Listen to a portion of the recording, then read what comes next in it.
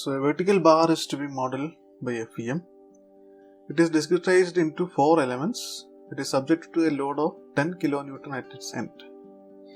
If each element is considered to be having a length of 300 mm, formulate the global stiffness matrix.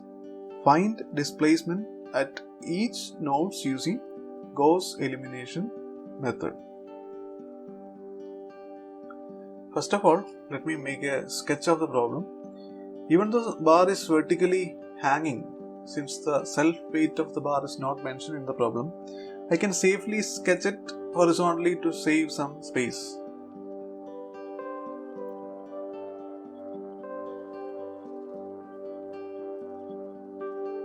In these type of problems, the first step in the solution is the selection of the number of elements and the type of the element. In our earlier problem of the composite bar, we had divided the structure into 2 elements.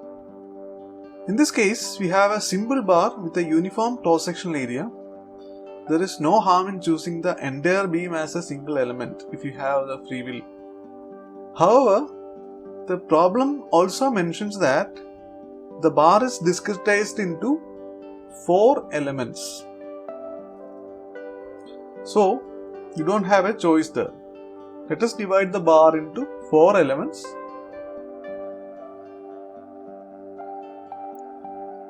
We will have 5 nodal points, namely 1, 2, 3, 4 and 5.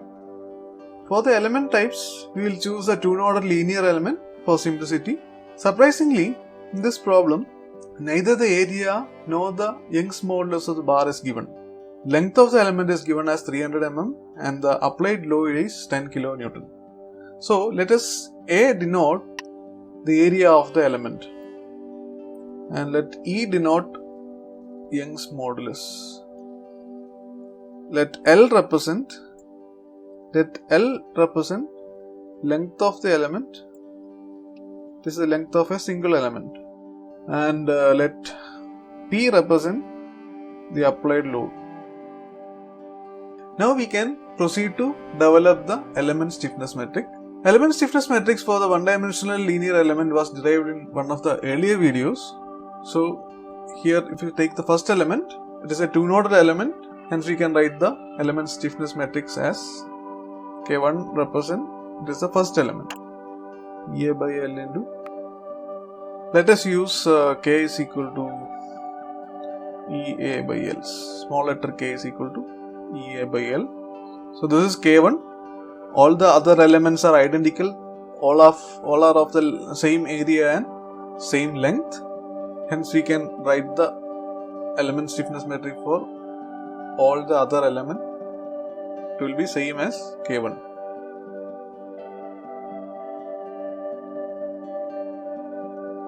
All of those values will be equal to K1 because here K1 equal to EA by L, 1 minus 1 minus 1 1, that is K1 equal to, we apply K is equal to EA by L. Since all elements are of identical length and cross-sectional area, we have all K1, K2, K3, K4 all are equal. Once we obtain the element stiffness matrix, let us assemble them to form the global stiffness matrix. We represent as global stiffness matrix by capital K. So K is equal to, first we write the node numbers. Between node 1 and node 2 we have the first element. Between node 2 and node 3 the second element. It is also having the same stiffness matrix. Between 3 and 4 we have the third element. Between 4 and 5 we have the fourth element. All the other terms will be 0.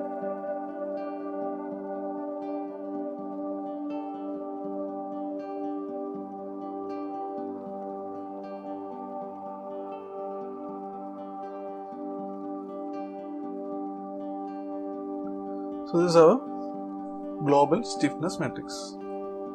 Now we have to make the load vector. So we will go back to the diagram.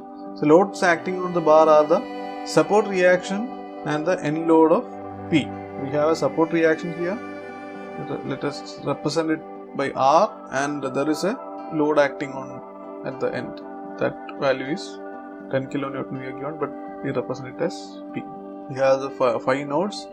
The first node and last node we have forces. At first node we have force of R, and at the second node, third node and fourth node we have no forces acting, and the fifth node we have a force P. So our force vector we can write.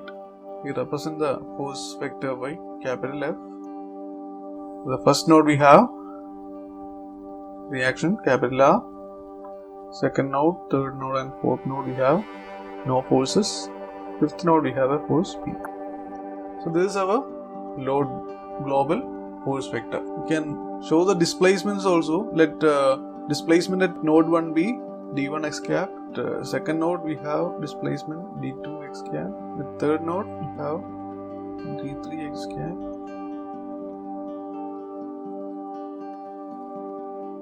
So this forms our displacement vector. Hence the global equations of the form F is equal to kd can be written.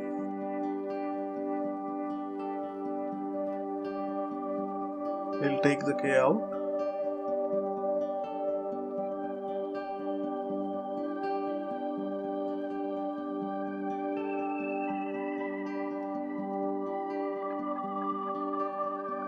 Now we have to apply the boundary conditions. So here, this problem at the node 1, we can see that there is a support, and hence it is fixed at that point. So there is no displacement at node 1. So that is our boundary condition. So we are going to apply the boundary condition here. We have d1x, that is the displacement at node 1 will be equal to 0. So that's the boundary condition. Once we apply this boundary condition, the first row and first column of the global equation will be eliminated. t1x is 0, so we can completely eliminate this first row. Similarly, we can eliminate the first column. Let us interchange the RHS and LHS of the remaining equation to make the system of the form AX equal to B.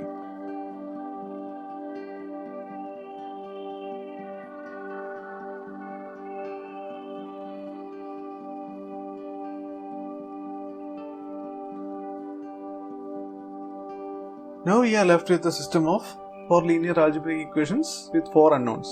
So let us proceed to solve them using Gauss elimination method. Let us divide the RHS and LHS with K for convenience. So we divide the RHS and LHS with K.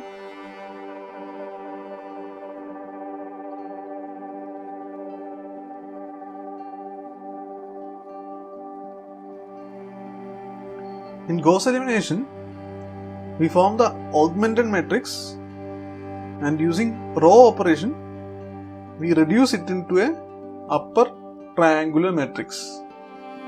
Since you are familiar with this process, I will just show the steps very quickly. So first we will make the augmented matrix.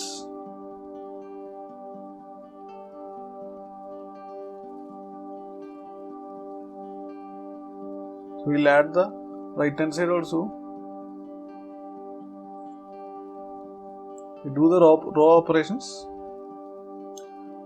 We have to make the matrix into a upper triangular matrix. So we have to eliminate these elements. Those elements that is under the diagonal.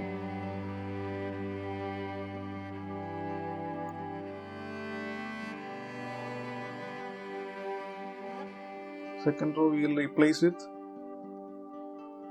R2 plus half into R1.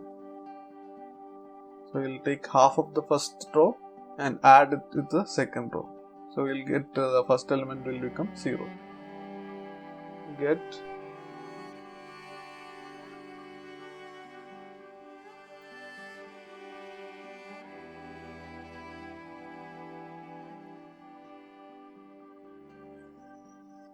the third row R3 becomes R3 plus 2 by 3 R2.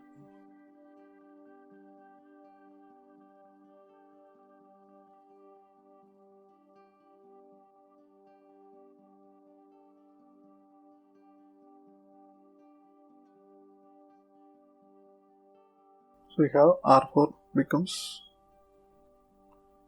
R4 plus 3 by 4 R3.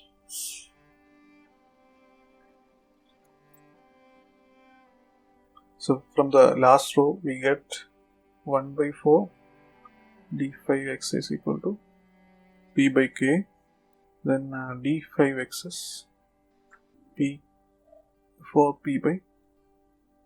So next step in Gauss elimination is back substitution. Using back substitution we can find out all the other displacement.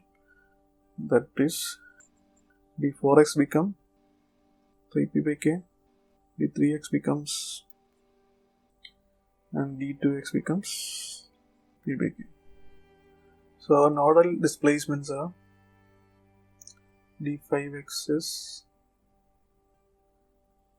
4p by k, 4p by k is Ea by L, 4pl divided by Ea, d4x is 3p by k, that's equal to 3pl divided by Ea, d3x is 2pl divided by Ea, and d2x is pl divided by Ea. Finally, d1x is boundary condition, that is equal to 0. So we got all the nodal displacements.